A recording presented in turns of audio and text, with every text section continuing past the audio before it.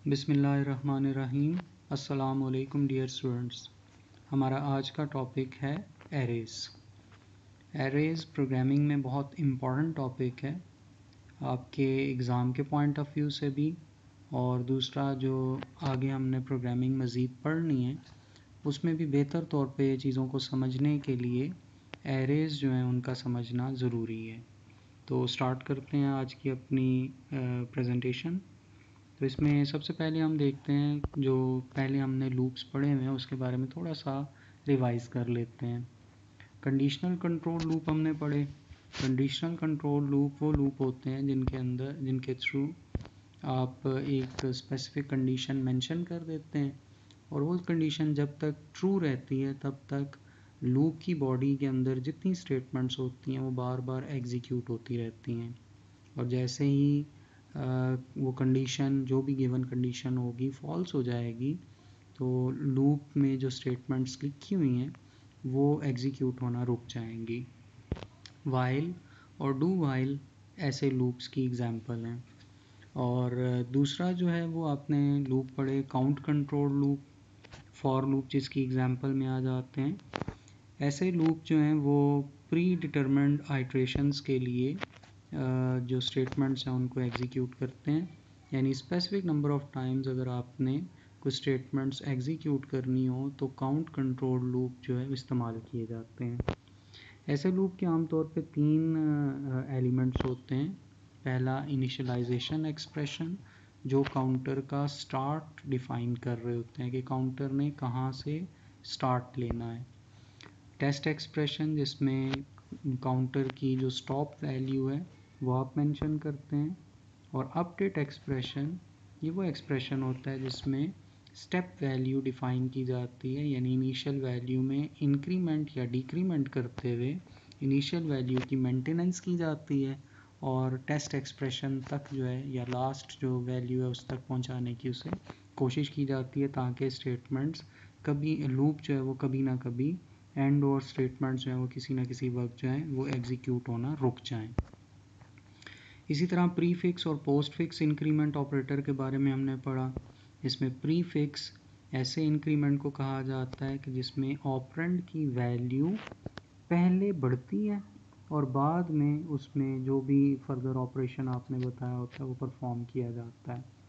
इसी तरह से पोस्टफिक्स में बाद में इंक्रीमेंट होता है और पहले जो एक्सप्रेशन है उसकी एग्जीक्यूशन जो है वो हो रही होती है। यानी इंक्रीमेंट आप ऑपरेशन से पहले अगर करना चाहते हैं तो प्रीफिक्स करेंगे, और अगर इंक्रीमेंट बाद में करना चाहते हैं, पहले ऑपरेशन परफॉर्म करना चाहते हैं, तो पोस्ट फिक्स इंक्रीमेंट ऑपरेटर का इस्तेमाल करेंगे।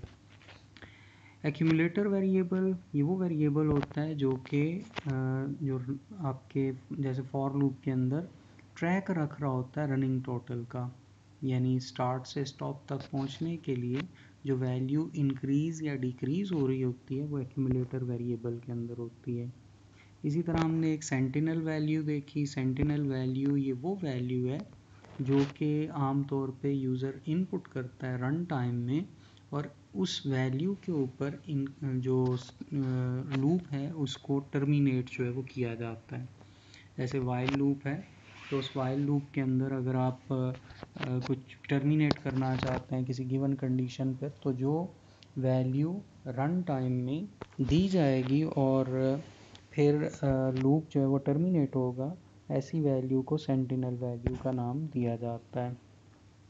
लूप में ब्रेक स्टेटमेंट भी इस्तेमाल की जाती है, और ये वहाँ पर इस्तेमाल की जाती है जहाँ पर आप प्रोग्राम के फ़्लो को इस तरीके से कंट्रोल करना चाहें कि जब भी ब्रेक स्टेटमेंट एग्जीक्यूट हो आप लूप से बाहर निकल जाएं। यानी एक स्पेसिफिक स्ट्रक्चर से अगर आपको एग्ज़िट करना हो फ़ौरन, तो आप ब्रेक स्टेटमेंट को इस्तेमाल करते हैं।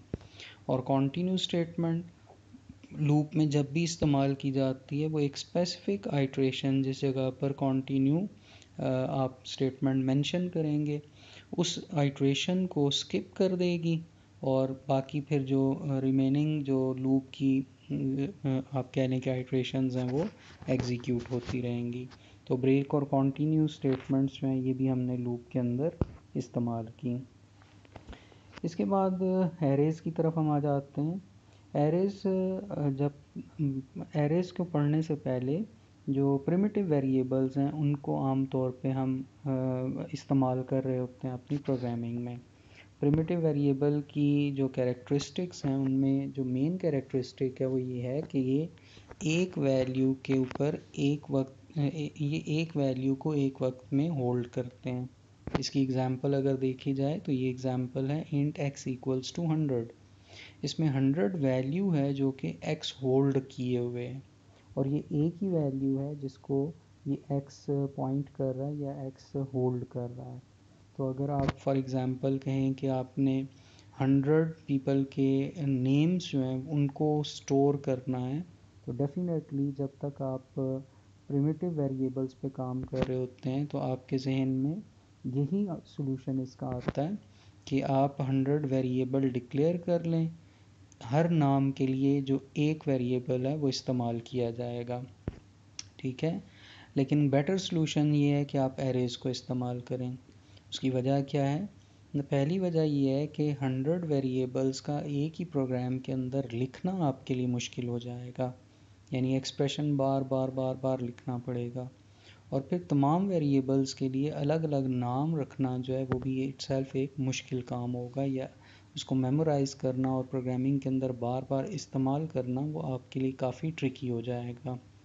एरेज़ का बेनिफिट ये है कि एक ही एरे, ठीक है, बहुत सारी वैल्यूज़ को होल्ड कर लेती है, चाहे 100 वैल्यूज़ हों, चाहे 1000 वैल्यूज़ हों या जितनी भी हों, ये तमाम वैल्यूज़ एक ही नाम से आप एरे के अंदर स्टोर कर सकते हैं। बस शर्त ये होती है कि उनकी डाटा टाइप सेम होनी चाहिए। एरेज़ को हम कम्प्लेक्स वेरिएबल्स कहते हैं, यानी जो आम वेरिएबल हम इस्तेमाल करते हैं वो प्रिमिटिव वेरिएबल्स हैं और एरेज़ भी वेरिएबल हैं, लेकिन हम इन्हें कम्प्लेक्स वेरिएबल्स कहते हैं क्योंकि ये मल्टीपल वैल्यूज़ एक ही डाटा टाइप की होल्ड करते हैं। ठीक है, अब जैसे अगर आपने 100 की एक एरे डिक्लेयर कर ली तो इट मीन्स के ये 100 वैल्यूज़ जो हैं वो स्टोर कर सकेगी एरे, और तमाम की तमाम वैल्यूज़ के लिए एक सिंगल नेम जो है वो एरे का इस्तेमाल हो रहा होगा, यानी एक ही नाम से 100 वैल्यूज़ जिस तरह की मर्ज़ी हों, चाहे वो इंटीजर हों, चाहे वो सारी वैल्यूज़ कैरेक्टर हों, चाहे वो सारी वैल्यूज़ फ्लोटिंग हों, किसी भी एक तरह की वैल्यूज़ को एरे होल्ड कर सकती है। अब एरे को किस तरीके से डिक्लेयर करेंगे? ये भी बिल्कुल ऐसे ही है जैसे आप प्रिमिटिव वेरिएबल्स को डिक्लेयर करते हैं और फिर बाद में अपने प्रोग्राम के अंदर इस्तेमाल कर रहे होते हैं। तो एरे को भी बाकायदा तौर पर डिक्लेयर किया जाता है। एरे को डिक्लेयर करने का ये सिंटैक्स है। आपको पहले डाटा टाइप लिखनी है, उसके बाद एरे का नाम मेंशन करेंगे और फिर सबस्क्रिप्ट ऑपरेटर, ये जो स्क्वायर ब्रैकेट्स आपको नज़र आ रही हैं इन्हें सबस्क्रिप्ट ऑपरेटर्स कहा जाता है। इसमें आप एक न्यूमेरिकल वैल्यू जो है वो लिखते हैं, इंटीजर वैल्यू आमतौर पे होती है और ये साइज़ को रिप्रेजेंट कर रही होती है, यानी एरे कितनी वैल्यूज़ को होल्ड कर सकती है। एग्जाम्पल के तौर पर इंट नंबर्स और ब्रैकेट में 6, तो इसमें इंट डाटा टाइप है यानी तमाम के तमाम इंटीजर्स होंगे और एरे का नाम क्या है? नंबर्स। अब इसमें नई चीज़ जो आपको नज़र आ रही है ये सबस्क्रिप्ट ऑपरेटर्स हैं, यानी अगर आप सबस्क्रिप्ट ऑपरेटर्स ना लगाएं और सेमी कॉलन पर एंड कर दें तो नंबर्स एक प्रिमिटिव वेरिएबल हो जाएगा, लेकिन जब आप सबस्क्रिप्ट ऑपरेटर लगाकर और उसमें कोई नंबर लिख देते हैं तो इसका मतलब होता है कि अब ये कम्प्लेक्स वेरिएबल है, मींस एरे है नंबर्स के नाम से और इसका साइज़ है 6, यानी ये 6 वैल्यूज़ को होल्ड करेगी। आप इसे 60 भी कह सकते हैं, 600 भी कह सकते हैं, यानी जितनी वैल्यूज़ आप रखना चाहते हैं वो वैल्यू आप यहाँ पर मेंशन कर देंगे। लेकिन एक चीज़ याद रखें कि ये तमाम की तमाम वैल्यूज़ इंटीजर होंगी, ठीक है, क्योंकि आपने डाटा टाइप इंट मेंशन की है और तमाम वैल्यूज़ जो हैं उनके लिए जो नेम इस्तेमाल होगा वो सेम होगा और वो होगा नंबर्स। अब एक अगर फॉर एग्ज़ाम्पल हम देखें इंट टाइप की वैल्यू 2 बाइट लेती है तो ये टोटल जो साइज़ होगा इस एरे का नंबर्स के नाम से जो है वो 12 बाइट का होगा, यानी 6 लोकेशंस हैं, हर लोकेशन 2 बाइट की है, तो 6 जो है लोकेशंस 12 बाइट की स्पेस मेमोरी में ले लेंगी। ठीक है, आप देखें जैसे बिल्कुल ऐसे ही था जैसे हम प्रिमिटिव वेरिएबल्स को डिक्लेयर करते थे। सिर्फ फ़र्क क्या है कि आपको ये जो आइडेंटिफायर है उसके बाद आपको स्क्वायर ब्रैकेट्स लगानी है, यानी सबस्क्रिप्ट ऑपरेटर्स लगाने हैं। ठीक है, ये रेफरेंस वेरिएबल क्रिएट हो जाएगा जो कि एरे को पॉइंट करेगा। ब्रैकेट के अंदर जो कुछ आप लिखेंगे वो एरे का साइज़ है और साइज़ को डिक्लेरेट कर रहा है, तो इसीलिए हम उसे कहते हैं एरेज साइज़ डिक्लेरेटर। ठीक है, जो एरे साइज़ डिक्लेरेटर है वो इंडिकेट करता है कि आपकी एरे जो है वो कितनी वैल्यूज़ को होल्ड करेगी या कितने नंबर ऑफ़ एलिमेंट्स हैं जो कि उस एरे के थ्रू आप अपने पास प्रोसेस करना चाहते हैं। इंडिविजुअल वैल्यू को किसी भी एरे के अंदर जब हम देखते हैं तो उसे नाम दिया जाता है एलिमेंट का। तो एरे के अंदर जितनी भी वैल्यूज़ होंगी वो तमाम उसके एलिमेंट्स होंगे। ठीक है, तो इस वक्त नंबर्स के नाम से जो एरे है वो 6 इंटीजर्स को होल्ड कर सकती है। इसी सेंटेक्स के तरह से आप कैरेक्टर टाइप भी एरे डिक्लेयर कर सकते हैं, फ्लोटिंग टाइप भी एरे डिक्लेयर कर सकते हैं। साइज़ एक वेरिएबल सी चीज़ है, जितना भी साइज़ आप रखना चाहें वो रख सकते हैं। इस सेंटेक्स में मुख्तलिफ़ तरह से वेरिएशंस आती हैं जो अगली स्लाइड के अंदर अगली नेक्स्ट स्लाइड्स के अंदर हम देखेंगे। ठीक है, ये जो एरे के एलिमेंट्स हैं इनको बाकायदा तौर पर नंबर्स भी दिए जाते हैं। उसकी वजह क्या है, अब जब हम कहते हैं इंट नंबर्स 6 तो इसका मतलब है आपके पास 6 एलिमेंट हैं और वो तमाम के तमाम नंबर्स के नाम से पहचाने जा रहे हैं। लेकिन जाहिर है तमाम के तमाम नंबर्स के नाम से तो नहीं पहचाने जाने चाहिए। हर एक एलिमेंट दूसरे से मुख्तलिफ भी है, दूसरे से अलग भी है, उसकी अपनी एक शनाख्त होनी चाहिए। तो वो शनाख्त जो है आप एक नंबर के साथ नेम को मिक्स करके बना रहे होते हैं। इस नंबर को नाम दिया जाता है सबस्क्रिप्ट या इंडेक्स का। तो देखेंगे हम किस तरीके से इसको इस्तेमाल करते हैं। तो जो फर्स्ट एलिमेंट है उसका इंडेक्स 0 होता है और किस तरीके से उसको लिखेंगे वो हम अगली स्लाइड्स में देखते हैं। तो जो फर्स्ट एलिमेंट है उसका इंडेक्स 0 होगा और जो लास्ट एलिमेंट होगा वो साइज़ -1 होगा। जैसे आपके पास 6 एलिमेंट्स की एरे है तो पहला एलिमेंट 0, दूसरा 1, तीसरा 2, फिर 3, फिर 4 और आखिरी जो है वो फिर 5 होगा। तो 0 से 5 तक ये सबस्क्रिप्ट्स या इंडेक्स चलेंगे।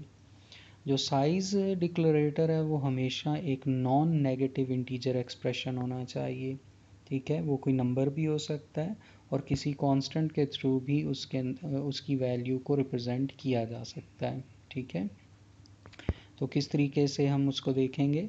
कांस्टेंट को अगर हम इस्तेमाल करना चाहें जो कि कॉमन प्रैक्टिस है साइज़ डिक्लेरेटर की जगह, तो किस तरीके से होगा ये उसकी एग्जांपल है।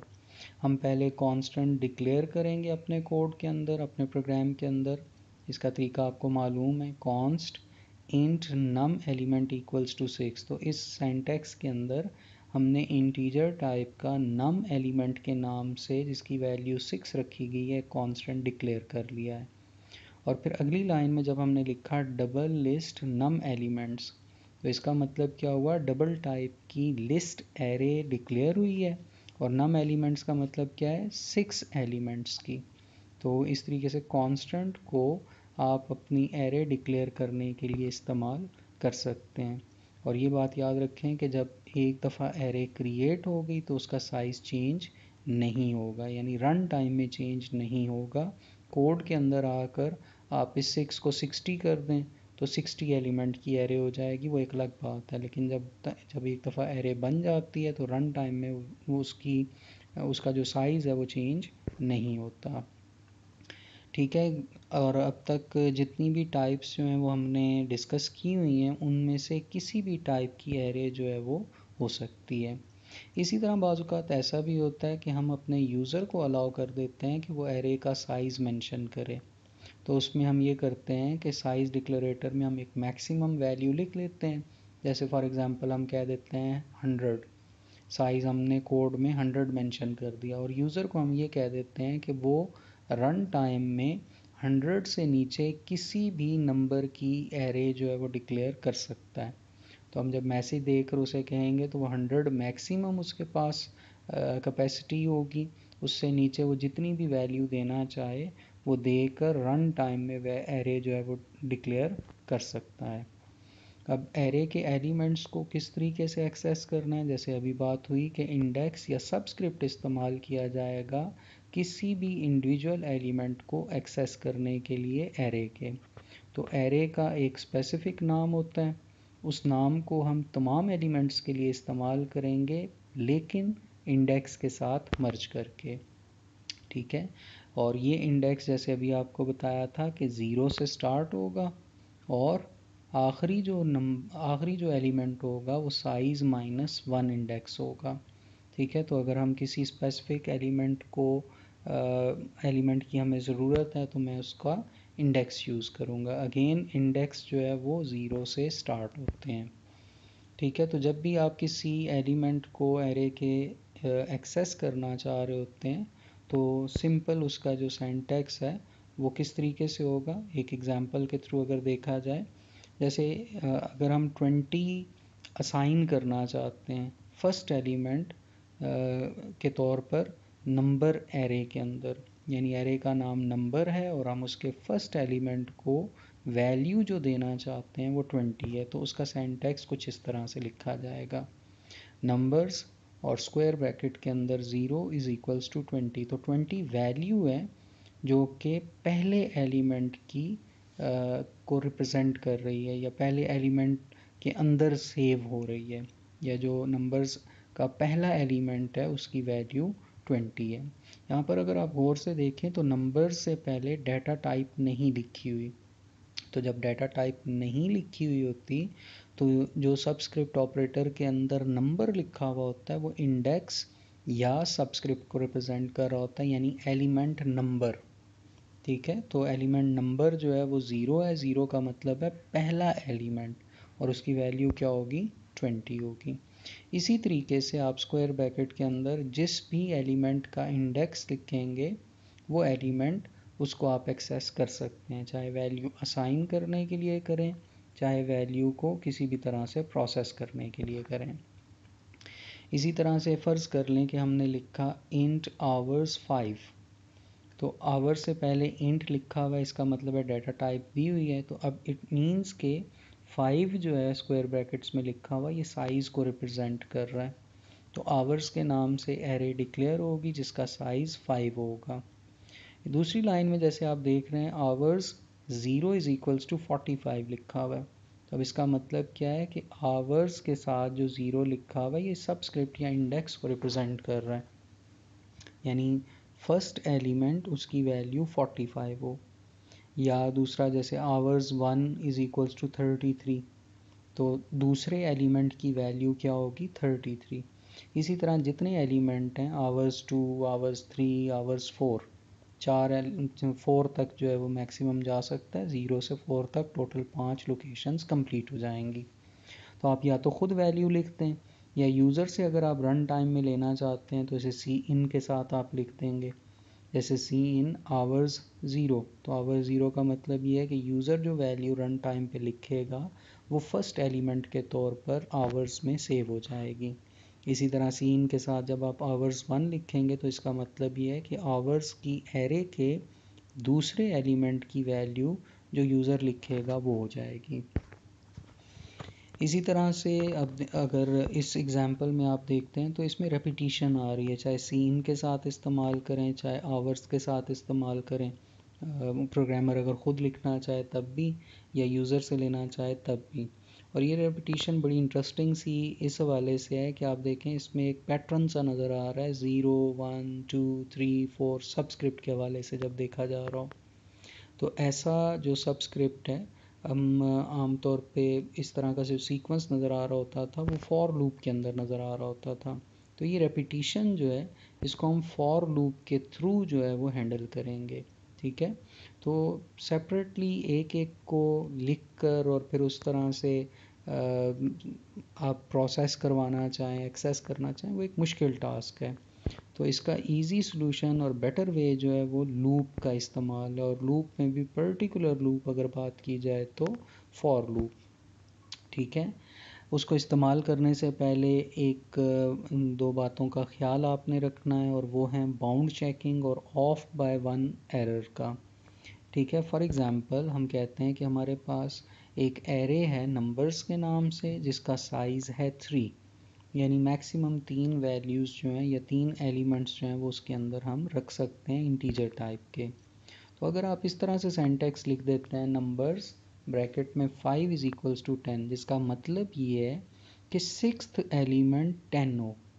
ठीक है, यानी सिक्स्थ एलिमेंट की वैल्यू 10 होगी। तो अब आप देखें कि हमने एरे जो डिक्लेयर की थी वो 3 एलिमेंट्स की थी।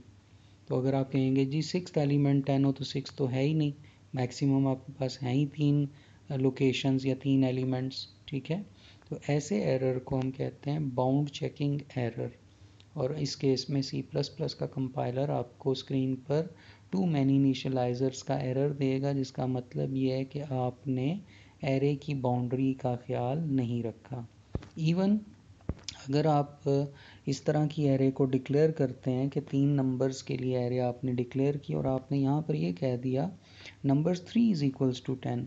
अब नंबर्स के अंदर ब्रैकेट के अंदर 3 का मतलब यहाँ पर क्या होगा, फोर्थ एलिमेंट 10 हो, जबकि एरे आपने 3 एलिमेंट्स की रखी है। तो इस सूरत में भी आपके सामने एरर आ जाएगा कि 3 की एरे के अंदर आप 4 वैल्यूज़ प्लेस नहीं कर सकते। तो एक नंबर भी अगर आप फालतू कर देते हैं या एक एलिमेंट भी आप फालतू कर देते हैं तो भी आपके सामने स्क्रीन पर एरर मैसेज वही आएगा टू मैनी इनिशियलाइजर्स का। तो आप साइज़ से जो उसकी मैक्सिमम लिमिट है उससे आप ऊपर नहीं जा सकते, ना एक एलिमेंट बढ़ा सकते हैं ना एक से ज़्यादा एलिमेंट्स बढ़ा सकते हैं। तो इन दोनों बातों का ख्याल आपने रखना है। ठीक है, एरे को इनिशियलाइज भी किया जाता है। बाज़ औक़ात ऐसा भी होता है कि एक प्रोग्रामर ने ख़ुद ही वैल्यूज़ तमाम की तमाम एरे की देनी होती हैं, तो उस केस में ये सिंटैक्स आप फॉलो करेंगे। इंट नंबर्स ब्रैकेट के अंदर 5 इक्वल के लेफ़्ट साइड पे ये जो कुछ लिखा हुआ है इसको हम क्या कहते हैं, एरे डिक्लेयर हुई है, यानी 5 एलिमेंट की एरे नंबर्स के नाम से इंटीजर्स को होल्ड रखने के लिए डिक्लेयर की है। और राइट साइड पर इक्वल के हमने करली ब्रैकेट्स के अंदर 5 वैल्यूज़ लिखी हुई हैं, जैसे 1 2 3 4 5। ये पाँचों एलिमेंट्स हैं नंबर्स एरे के। जो 1 है वो बेसिकली उसका जो इंडेक्स है वो होगा नंबर्स ब्रैकेट में 0। 2 का इंडेक्स होगा नंबर्स और ब्रैकेट में 1। इसी तरह जो आखिरी एलिमेंट है उसका इंडेक्स होगा नंबर्स ब्रैकेट के अंदर 4। तो इंडेक्स जो है वो 0 से स्टार्ट होंगे और साइज़ -1 तक जाएंगे। यहाँ पर ये बात याद रखिएगा कि अगर 5 की एरे है तो आप 6 वैल्यूज़ नहीं लिख सकते इसके अंदर। हाँ, 4 लिख सकते हैं, 3 लिख सकते हैं। ठीक है, जो बाकी नहीं लिखेंगे वो बाय डिफ़ॉल्ट 0 हो जाएंगी। ठीक है, अच्छा C++ जो है वो इस तरीके से भी आप 2 एरेज़ को डिक्लेयर कर सकते हैं एक ही प्रोग्राम के अंदर। ठीक है, जैसे आपने कहा जी इंट नंबर्स 1 और ब्रैकेट के अंदर 10, यानी 10 एलिमेंट्स की एक एरे डिक्लेयर हो जाए नंबर्स 1 के नाम से, और नंबर्स 2 के नाम से 5 एलिमेंट की एरे डिक्लेयर हो जाए। या इन दोनों को मर्ज करके आप एक ही सेंटेक्स में सेम लाइन के अंदर यूँ भी कह सकते हैं इंट नंबर्स 1 ब्रैकेट के अंदर 10 कॉमा नंबर्स 2 ब्रैकेट के अंदर 5। ठीक है, तो अब इसका मतलब क्या हो गया, 2 एरेज डिक्लेयर हों नंबर्स 1 और नंबर 2 के नाम से, पहली का साइज़ 10 और दूसरी का 5 हो, तो एक ही सेंटेक्स में 2 एरेज भी आप डिक्लेयर कर सकते हैं। तो फॉर लूप की बात हो रही थी कि जब भी आपने एरे के एलिमेंट्स को इनिशियलाइज़ करना है या कोई किसी भी तरह से प्रोसेसिंग उनकी करनी है तो फॉर लूप का इस्तेमाल करेंगे। फॉर लूप की हर आइट्रेशन जो है वो किसी एक एलिमेंट को कॉरस्पॉन्ड करेगी। फॉर लूप की जनरल फॉर्म अगर देखी जाए तो 3 इसके एक्सप्रेशंस हैं, इनिशियलाइजेशन, कंडीशन, मेंटेनेंस, और जो भी ब्लॉक और स्टेटमेंट्स होंगी वो आपने उसके अंदर बाउंड करनी है। इनिशियलाइजेशन स्टार्ट काउंटर को रिप्रेजेंट करेगा। आमतौर पे जो एरे का पहला इंडेक्स होता है उसके लिए इनिशियलाइजेशन इस्तेमाल की जाती है। कंडीशन स्टॉप को रिप्रेजेंट करती है और मेंटेनेंस जो है वो स्टेप काउंटर वैल्यू को रिप्रेजेंट कर रही होगी। फॉर लूप को अगर हम इस्तेमाल करें एरेज के साथ तो इस तरीके से हम इस्तेमाल करेंगे। जैसे फ़र्ज़ कर लें कि आपके पास एक 20 एलिमेंट्स की एरे है नंबर्स के नाम से, इंटीजर टाइप की। तो अगर आप वैल्यूज़ को इनपुट करना चाहें तो ये जो पहला फॉर लूप लगा हुआ है ये इस तरीके से इस्तेमाल होगा। For int i equals to 0, i is less than 20, i plus plus. तो क्लियरली इसमें जो लूप एग्जीक्यूट होगा वो 0 से शुरू होगा और 19 तक चलेगा। तो जब पहली दफ़ा रन होगा तो कैसे रन होगा, सी इन नंबर्स ब्रैकेट में i की जगह i की वैल्यू सारे आ जाएगी, मीन 0। तो जो सबसे पहली वैल्यू यूज़र लिखेगा वो नंबर 0 पर आकर स्टोर हो जाएगी। दूसरी वैल्यू नंबर्स 1 पे आएगी, फिर नंबर्स 2, फिर नंबर 3, फिर नंबर 4। तो आप देखें कि एक ही लाइन जो कि फॉर लूप के अंदर लिखी हुई है 20 टाइम्स रिपीट होगी, लेकिन डिफरेंट इंडेक्स नंबर्स के साथ, डिफरेंट इंडेक्सेस के साथ, और तमाम के तमाम एलिमेंट्स जो यूज़र वैल्यू टाइप करेगा उस पर वो इनिशलाइज कर देगी। इसी तरह अगर आप यूज़र से वैल्यू जो ली हुई है एरे के अंदर स्टोर्ड है, अगर आप उसको स्क्रीन पर डिस्प्ले करना चाहें तो अगेन फॉर लूप ही इस्तेमाल होगा। अब बजाय सी इन के सी आउट जो है वो स्टेटमेंट इस्तेमाल होगी लूप के अंदर। इंडेक्सेस वही हैं 0 से 20 लेस दैन 20 तक चलेंगी जो। तो 0 से लेस दैन इक्वल टू 20 क्यों नहीं है, इसलिए कि 0 से लेस दैन इक्वल टू 20 का मतलब है 21 टाइम्स चले, जबकि आपके पास एरे का साइज़ जो है वो मैक्सिमम 20 है।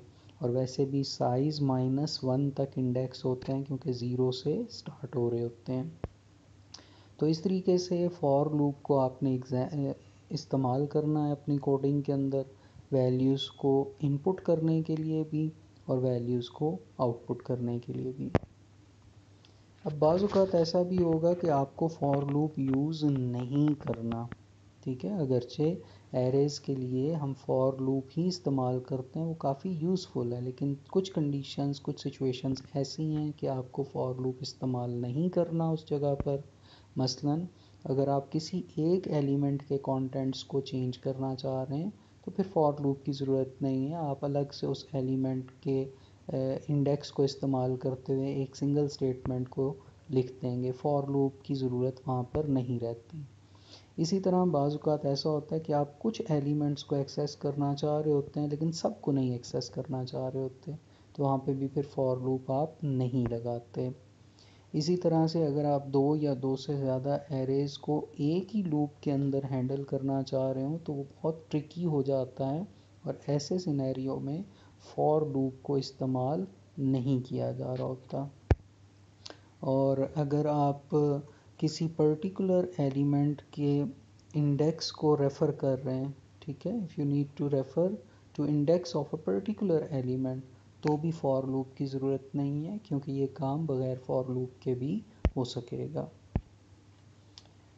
ठीक है, इसके बाद कुछ एग्ज़ाम्पल्स की तरफ हम आएंगे, लेकिन उन एग्ज़ाम्पल्स को हम अलग से दूसरी वीडियो के अंदर देखेंगे ताकि आपको समझना जो है और स्क्रॉल करना जो है वो इजी हो जाए। That's it. इसके बाद नेक्स्ट फिर इंशाल्लाह देखेंगे किसी वीडियो में।